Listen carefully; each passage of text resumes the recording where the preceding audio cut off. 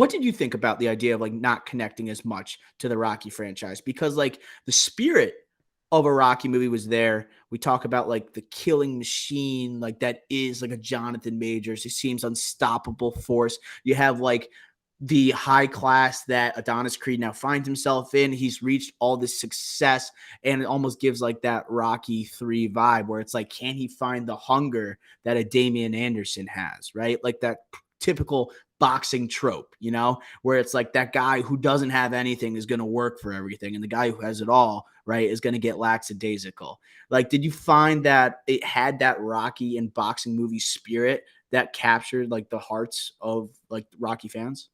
Definitely. Yeah, it had those beats. And I also say like clear parallels to Rocky 3 that we talked about, Clubber Lang. Also the short stint of retirement from Rocky Balboa coming back, and also like the loss and everything like going there, obviously with Mickey. But I think it also had blends of Rocky 2.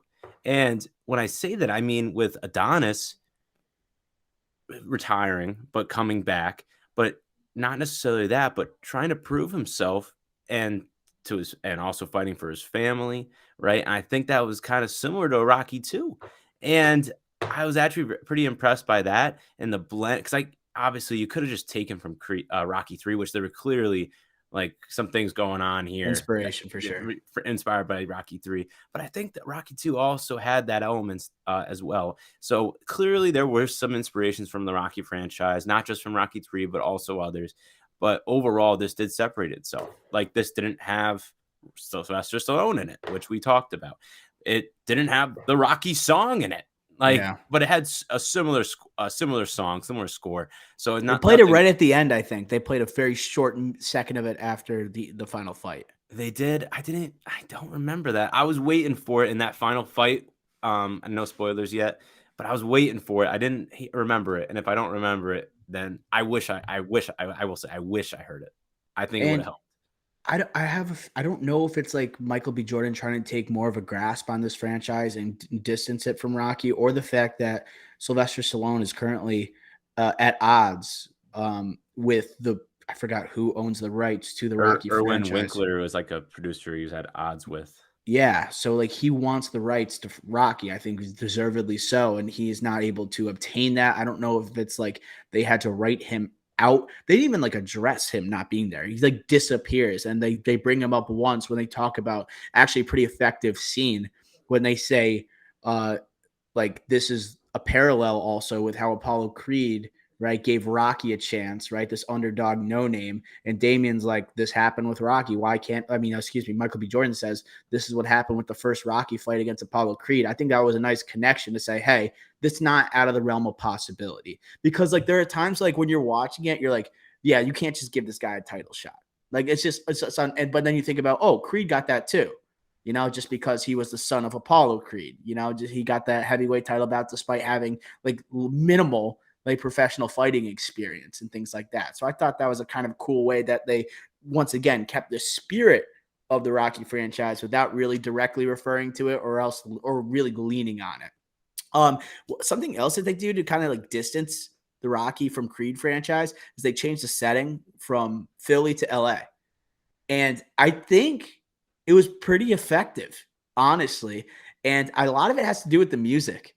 Um, and like when Dame is coming, and you talk about the gang affiliations he has, right? And then also when he's coming out to Nipsey Hussle, grinding all my life, I was like getting hyped as I was watching him. I'm like, damn, like this is when you have people that really know the setting and they're really like taking advantage of it. Like you got someone from Compton and things like that. Like I thought it worked. And it's once again, did you like think about that at all? How it kind of distanced itself, like the fight at Dodger Stadium, I thought was a pretty cool set piece as well. It seemed like they really did well adapting to this new setting. Yeah, I won't call it the greatest LA movie of all time. It won't be in that conversation, but I think that for a LA, like this is considered an LA movie. Like Crypto Arena, there's a fight there. Like usually in fighting movies, we see it in Vegas. Like clearly, Flashback sequence too. It's just like all yeah, there. yeah. It's always and like there's a lot of driving scenes. There's a lot of driving scenes and going through the streets of LA, not just Hollywood Hills, but the actual like ground and pound streets. Really effective. And we'll talk about the Dodger Stadium scene. For me, like, I get it, and I thought it There was was some effective, flaws there. but Yeah. there are some flaws overall with the scene and the landscape, the setting, I will say. I'll say it that Yeah, way. and, well, first of all, I will just say the CGI of the crowd did That's not what look I'm great. referring to. Yeah. Yeah, but I thought also you might be referring to, like, some of the fight sequences, and, I wanna talk about that next because that's been getting a lot of attention with this movie. Michael B. Jordan, right, trying to put his own twist or own flavor on this franchise and the boxing genre. He took heavy inspiration from anime type of fighting, right, fight sequences, in adopted it for this film. And it's things like where he is there, like if someone's dodging a punch, it's almost like a slow-mo and he's looking at the vulnerabilities. Almost feels like if you ever seen Sherlock Holmes when he's doing the bare knuckle boxing, when he's evaluating and he's assessing like where are the vulnerabilities of his opponent. It almost felt like that. There are times in the final fight, he's throwing a massive punch. The eyes are almost bulging out of the guy's skull, and the sweat is popping off the back. What do you think about the anime style fight sequences? Do you think it like do you think it was effective?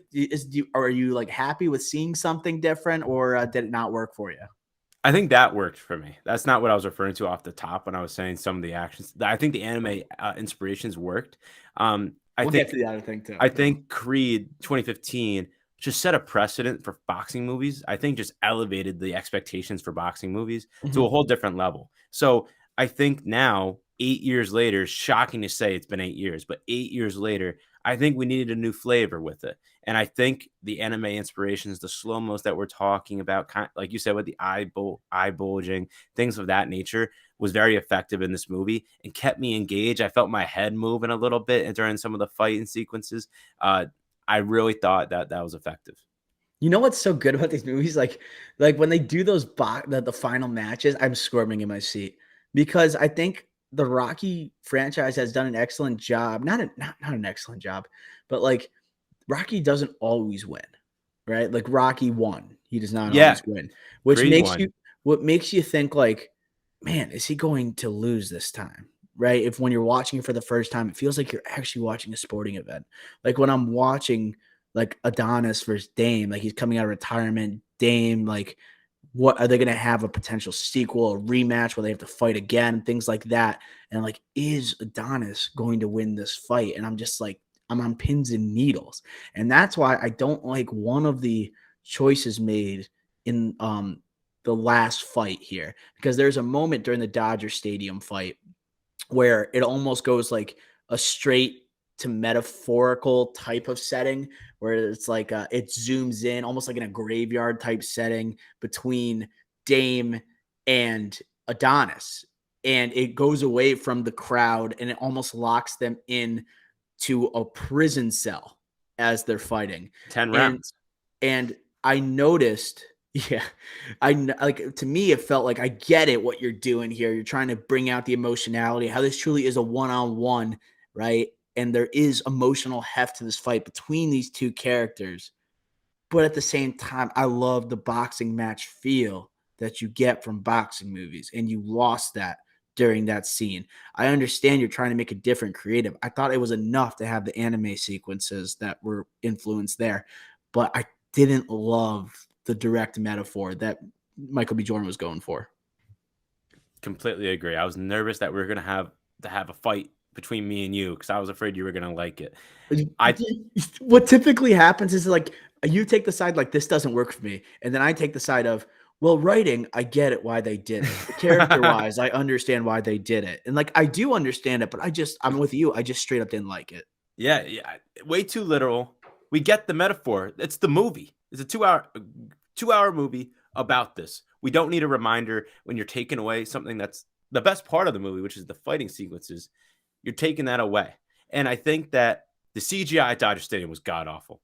That's something where Creed just hasn't figured out. Like, if you can't do it, then you know what? Just do what Rocky did. Just go old school. Get us. Just go a smaller arena. Change the camera work so it looks bigger than it actually is, and you just have an actual fight. Look what happened this weekend at UFC. Was it 285? That Jake G. What they did? They just went to T-Mobile. Took in between fights. They're like, oh, let's just film a quick fight scene here. If you have to do that, you do that. But if you don't want to do that, that's different. It's hard There to are fill different. out Dodger Stadium. I know, but don't have it at Dodger Stadium then. Figure it out. Or like there are so many other ways you could have gone about this. And clearly, like Michael B. Jordan is I'm excited whatever he does next. I'm very excited, whether it's within this franchise, outside this franchise, another action sequence, because he clearly has some vision that I like. But this is just one of those things where I just thought he totally got wrong. Yeah, I thought there was a couple things that were pretty on the on the nose, like very literal in this movie. It was like the class, like the on the training montages, having like Michael B. Jordan dressed in white, Damian dressed in all black. Like it's just like, dude, we get it. Like there's good versus evil here, you know. But I thought one of the great shots, and I wanted to give Michael B. Jordan credit here. It was after Dame, I think, had won, or he was about to fight his first battle, right? That Michael B. Jordan Mm, gives the opportunity. yeah. And like they stop and they're divided by a wall, and it shows like these two doors that they're going in. It shows like the two paths, like they were on similar paths, and it's just like one takes this route, the other person takes the other. It's almost like a sliding door. What would have happened, right? Any one of these two guys, they could have flipped, and it could have been right them living each other's lives. You know, I thought that was an effective scene. But like when you look at the first Creed, it's like shot after shot is iconic. They really took advantage of the Philly setting. Like we wanted to feel that for like the LA, and I think they did a good job of using the music like to help it out and using the venues, but it didn't take on what Philly meant to Creed, in Yeah, my it opinion. didn't feel as grounded as they wanted it to be. I'm not saying it was bad. It just Yeah. wasn't like Creed was. Yeah. Nothing's like Creed, dude. Creed is an absolute Like, banger. you could say whatever you want about the motorcycle scene, whether you like the motorcycles or not, but you can't not just say like, "Holy crap, that was epic." Versus like here, the like in this training montage, it ends on Hollywood Hills out of nowhere. Yeah, this is like Ryan Coogler directing versus like Michael B. Jordan his directorial debut. Like it's just like the attention to detail that he has and his understanding of right this movie that he like basically like helps conceive. You know, it's like, oh, let's make a spin-off of Adonis Creed's son. I mean, excuse me, Apollo Creed's son, and like what he was able to do with that is honestly, it's still one of the best things I think from the 2010s. It's astonishing.